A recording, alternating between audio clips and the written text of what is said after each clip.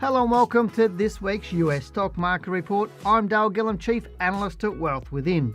This week I'll be taking you through the next part in my 10-step guide to stock trading. I'll also give you my views on the Dow Jones and this week's stocks of interest. Now, if you're a regular to this channel, welcome back, and if you're joining us for the first time, let me extend a big welcome to you. I'm sure you'll gain some great insights and inspiration as to how you can confidently and profitably trade the stock market.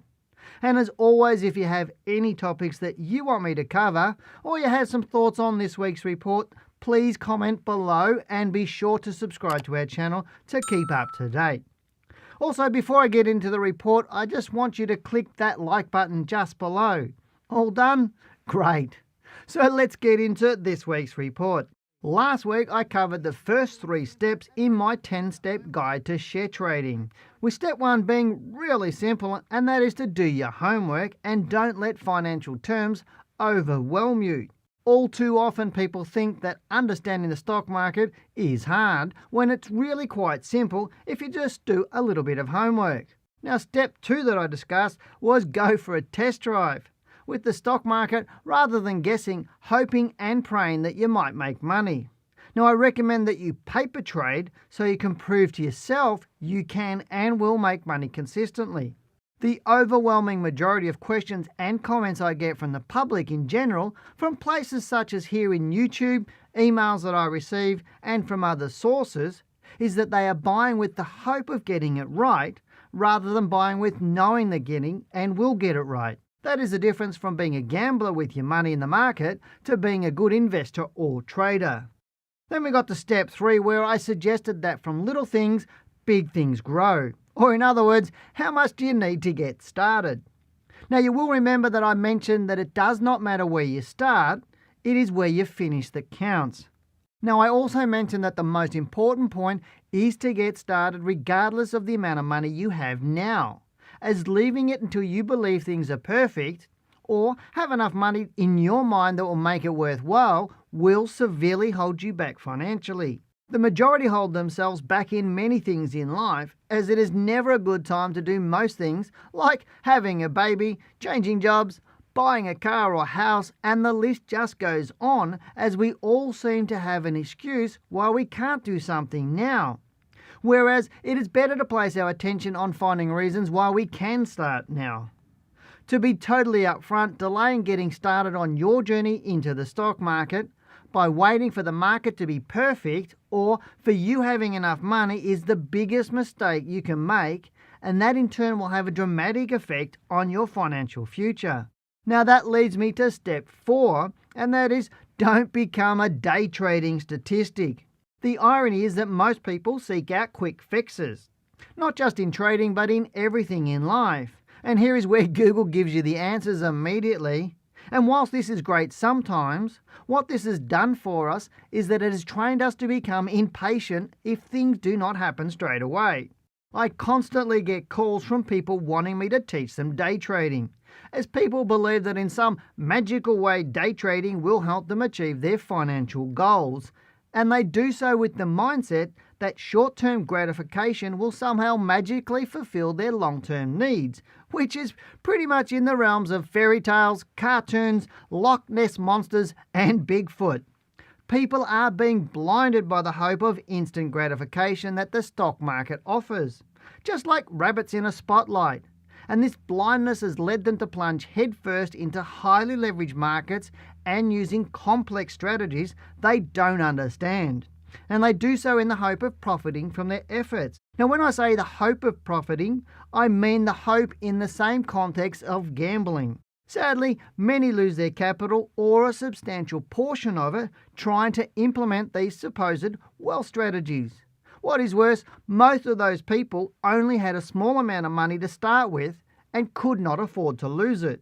As a result of their poor experience, many then put their head in the sand and do nothing, preferring not to mention the bad experience again, or they seek out advice from others who have made the same mistakes, as there is safety in numbers and they believe this is their only hope of achieving long-term wealth. But is it? The desire for quick returns on the stock market reminds me of a well-known children's tale from Aesop's Fables, It's the story of the tortoise and the hare. Now, in this book, the hare is impatient, cocky, and willing to take unnecessary risks to win the race. Now, the tortoise, on the other hand, is happy to plod along at a steady and consistent pace. And I'm sure you know the story, and I'm sure we all know who wins. Unfortunately, I've met thousands of individuals who adopt the hare approach to trading. Now, when I ask what returns they're getting on an annual basis, more than 90% claim they get very little return for the effort. So, what's the moral of the story? Well, slow and steady wins the race. I know with 100% certainty that a slow but steady pace in regards to your trading is much safer and far less stressful. It also gives you more security in that it reduces the risk you're taking and it dramatically increases your potential for profit. This just makes sense, really. Number 5 is never put all your eggs in one basket, and you've probably heard me say this before. But it is important that you do not put all of your eggs into one basket, as this is like putting your money on the roulette table at the casino. If you're putting all of your faith in that one stock that it will pay off handsomely, you will lose. It is for this reason why it pays to diversify your risk across several stocks. I literally have hundreds of stories of people placing all of their money on 1 or 2 stocks with the thinking they will make $1 million, only for them to lose their money. In fact, finding Bigfoot has more probability than speculating on that one big win. When trading the stock market, your aim should be to manage a concentrated portfolio of good quality stocks, which is why one of my golden rules to investing is to hold between 8 and 12 stocks. This offers a perfect balance between risk and reward. Indeed, proper diversification will reduce your overall risk, whilst at the same time increase your overall return. It'll also reduce your workload and give you peace of mind. It's pretty much of a no-brainer if you ask me. Now, step 6 I have alluded to already, in that you need to be in it for the long haul. Creating wealth in the stock market is a journey. It is not a roll of the dice. This means you need to be prepared to go the distance. While the market can be volatile at times, and everyone will experience periods of bull and bear markets during their lifetime, the trick is to not panic if your stocks dip in price, or to react emotionally rather than rationally. If you react emotionally, and in doing so make poor decisions, it will impact the compounding effects of your portfolio.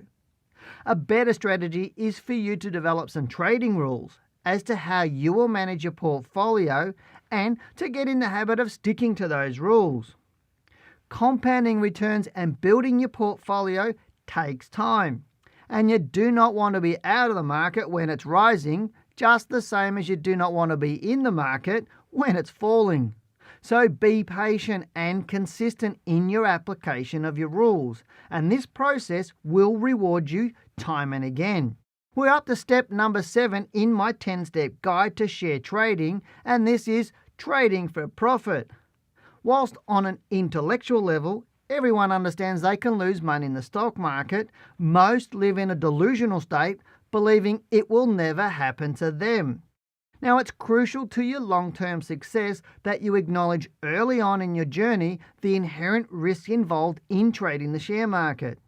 This means recognizing how far you are willing to let the price of your stocks fall before pulling the plug on them. Let me say that selling a stock at a loss is one of the hardest things you will ever do as a trader or an investor, but I guarantee you that it is essential to your overall profitability. In fact, the more comfortable you become at selling, the more money you will make. This is because trading for profit is about using sound money management rules and good exit strategies. In my books and courses, I teach you to always decide on your stop loss target prior to entering a trade and to commit to your stop loss. Placing an effective stop loss allows you to preserve your capital so you can play another day. Now, this ability to stay in the market long enough to get the experience necessary to be profitable is a vital step in your journey to success. To find out more about stop losses, watch my video on them or get my book Accelerate Your Wealth. In short, if a trade you're in triggers your stop loss, you sell. No ifs, No buts, no what ifs, and certainly no excuses. The reality is that the better you get at selling, the more money you will make. Applying good money management rules will also separate you from those who gamble in the stock market and those who make all the money. We're now up to number 8, and that is to play with your head and not your heart. Donald Trump famously stated, "Hey, it's not personal, it's just business." In other words, it's about making money and not about feelings and friendships. The same rings true in the stock market. Having emotional ties to a stock because you like the company or you use their products is not a good reason to ever buy it. That's just because trading the stock market is first and foremost about making money. To achieve better than average returns, you have to concentrate on assets that are rising in value and increasing your wealth, and stay out of the ones that do the opposite. Therefore, I strongly recommend you play with your head and only invest in stocks that you know and can confirm are rising in value and have the potential for further growth based on solid analysis rather than guesswork. Now, number 9, and that is do it online.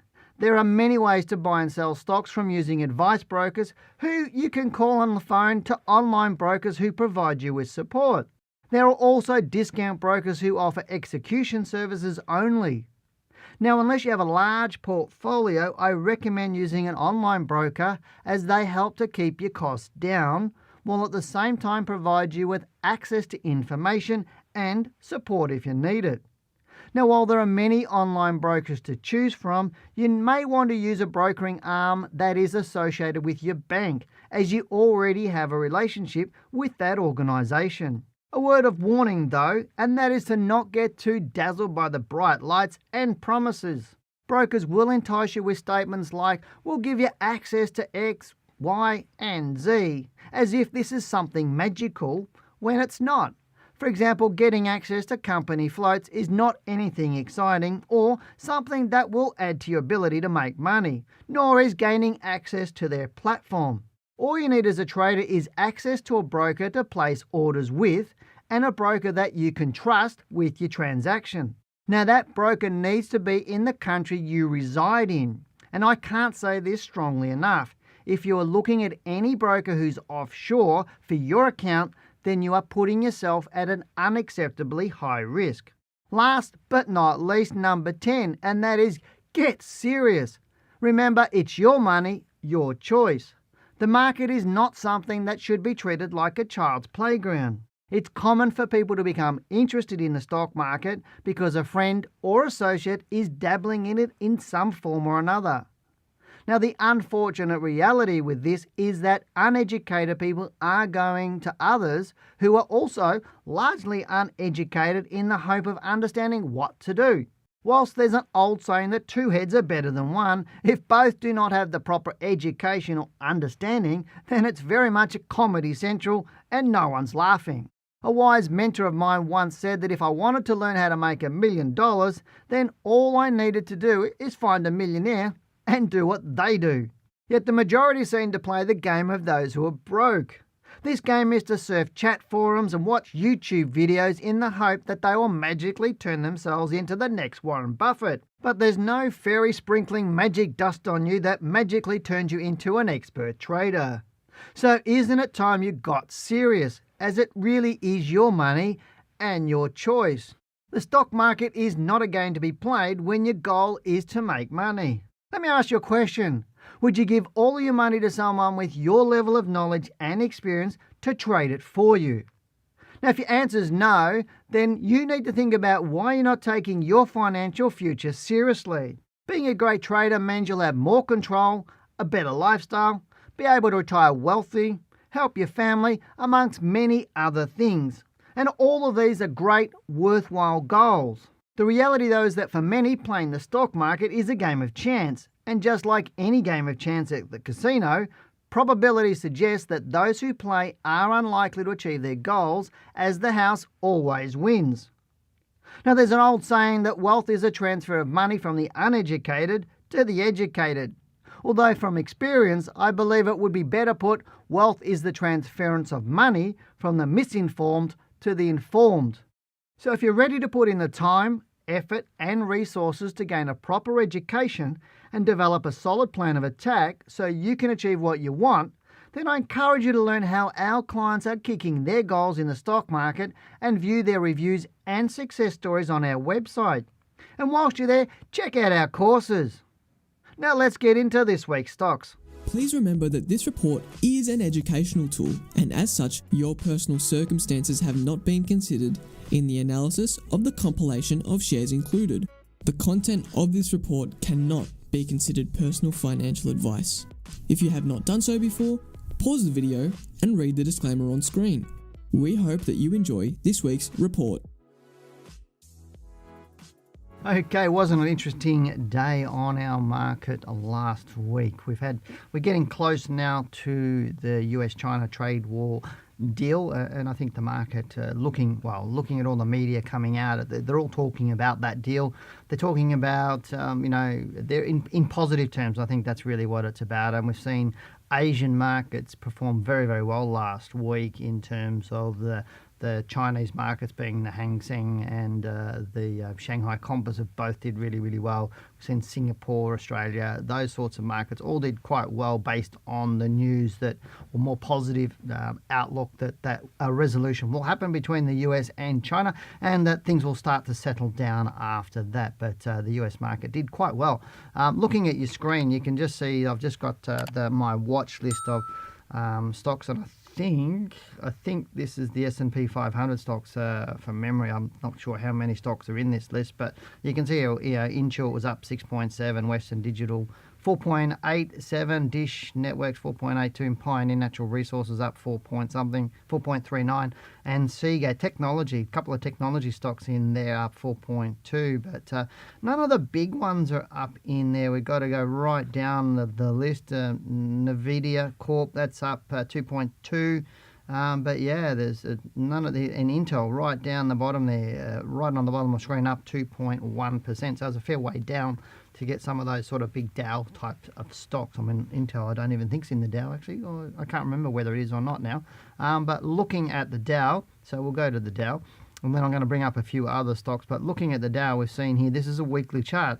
And you've got 1, 2, 3, 4, 5, 6, 7, 8 weeks up. Smaller bar in this last week, which is suggesting that the market's not as strong. It was a bit indecisive back here in earlier on in February. It's moving right up to near its all-time high, and it's quite interesting with all that bearish news on the market late last year about how the market's going to crash, all those sorts of things, and yet we've come out like a rocket. What does bother me through here is this angle of this move, and if I use my little trend line tool, the market is, you'll hear me constantly say, it's momentum and volatility in our marketplace, and if I look at this run up from this point here to here, you can see that angle on there, it's momentum and volatility.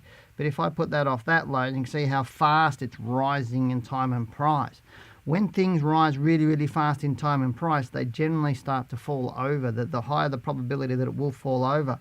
And we're seeing that at this point in time, it's ridden really, really hard all the way up. And if I use my little tool here, you can see from the low on around about the 20th of December, we're seeing that the US market's moved up nearly 20%, and that's massive amount have moving up. I mean, the Australian market where I am, it's about 14%, so it's a little bit slower, a little bit less volatile. So I would expect the US market to fall over maybe this week, maybe the week after. We're going to get 1, 2, 3 weeks down. But that will tell us how strong the market is. And this is where a lot of traders get it wrong. They don't understand strength and direction, and they do get it wrong all the time, and they're trying to get in at the end. And amateurs buy at the top, professionals buy at the bottom. Professionals sell at the top, amateurs sell at the bottom. They do exactly the opposite. And even Buffett at the moment, he's talking about he can't find some good valued stocks to buy, but I'm sure there's a lot of people out there buying lots of stocks, and so that would suggest he's sitting back on his heels waiting for prices to come back down a little bit. So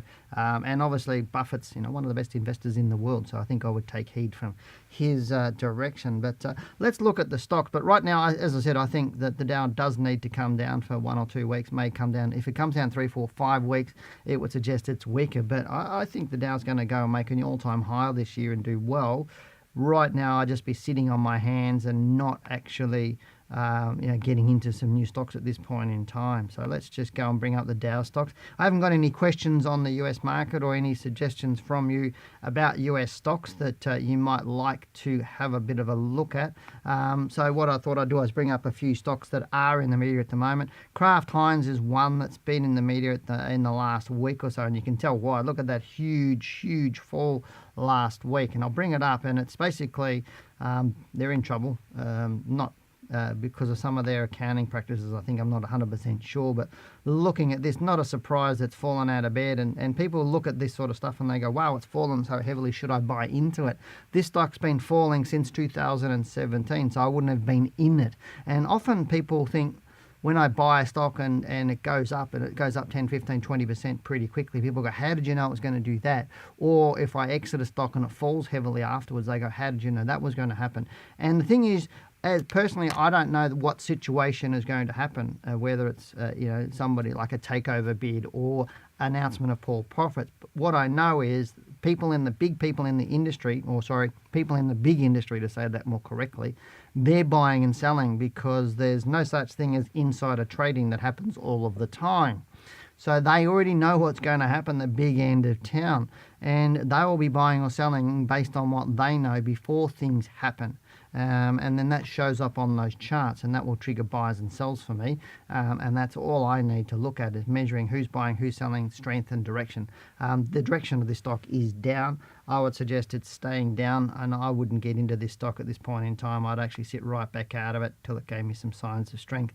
And because it has fallen heavily. One of the other stocks that's in the news at the moment is Intel, and we saw that was up over 2% last week, and that was really, really nice, even though the US market wasn't up that much. But this does look quite strong to me, and it does look like it's sustainably strong. So looking at this weekly chart, it does look like it's going to continue to move up here, and it'll probably break through that previous high here that it had at 57.60. I think it's quite a nice looking stock at this point in time.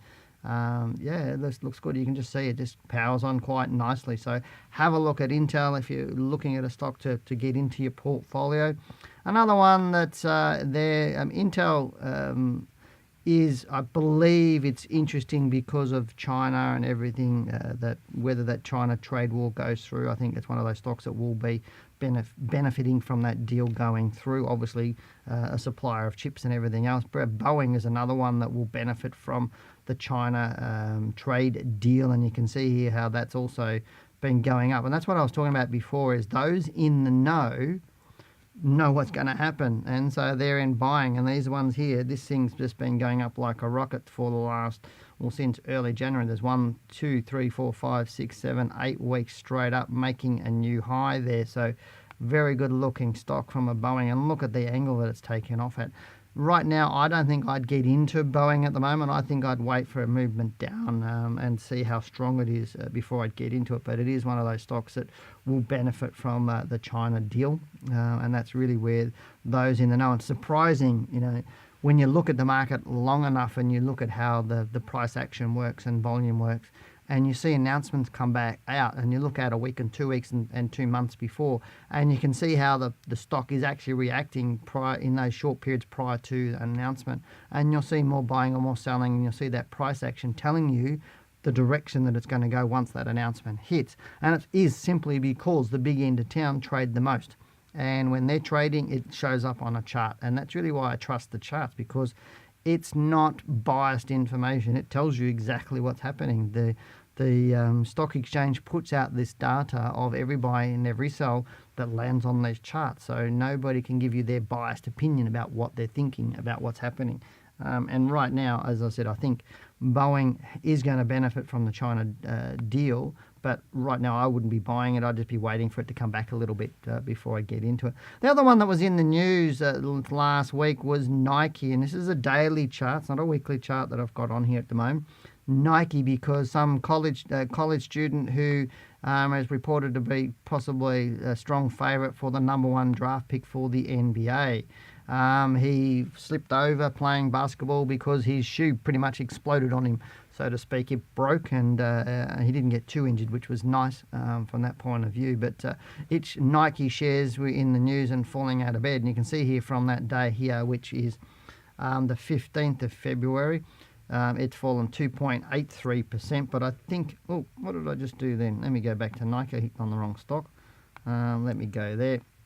You can see here from that point there, it closed at $84.84 on this day, and the next day it opened up nearly 2% down. I think it was 1.5% down. But again, like Nike does, it's last Friday, it took off, it started moving back up again. It filled this gap. It's probably going to fill this gap, and I think Nike is quite bullish, and I think it's not even going to blink an eyelid at this sort of thing. But it's interesting how news makes a stock move, and that's really where people watching stocks, watching them daily, watching the news daily, having the stock tickers going across their TV screens or sitting on their computer screens, having it on their iPhones or their smart devices. And people say to me, hey, your phone's not on the table, aren't you worried about what the market's doing? And even if the market's been falling heavily, you'll never see me sitting at my table having coffee with somebody in a meeting or anything where I've got the stock ticker codes going or whether I've got an app on my phone. I just don't have them because I don't need them. The thing is, if you've got a solid strategy and a process and a solid trading plan, then you can relax and enjoy life rather than have your face in one of these screens all the time, getting emotional with every movement up and down in price. And Nike was just a good example of media moving the market for a little bit so the big end of town can stake some profits, because I guarantee there'd be mum and dad investors selling their Nike shares based on that news when it dropped at 1 or 2%. And the big end of town's just picking up those shares at a little bit cheaper price, and they're making 1% on millions, which is pretty good value for money from that point of view. But that's it for this week's report. I am starting Wealth Within live TV here in Australia, and I will be looking at doing a US version of that in the not too distant future. But if you want to tune into Wealth Within TV, you can go there to our YouTube channel and get all the details there. But for this point in time, if you have anything you want me to comment on, any questions, any US stocks that you'd like me to have a look at, please comment below and I'll get to them in my next report. So for this week, good luck, good trading, and I'll talk to you next week. Bye-bye.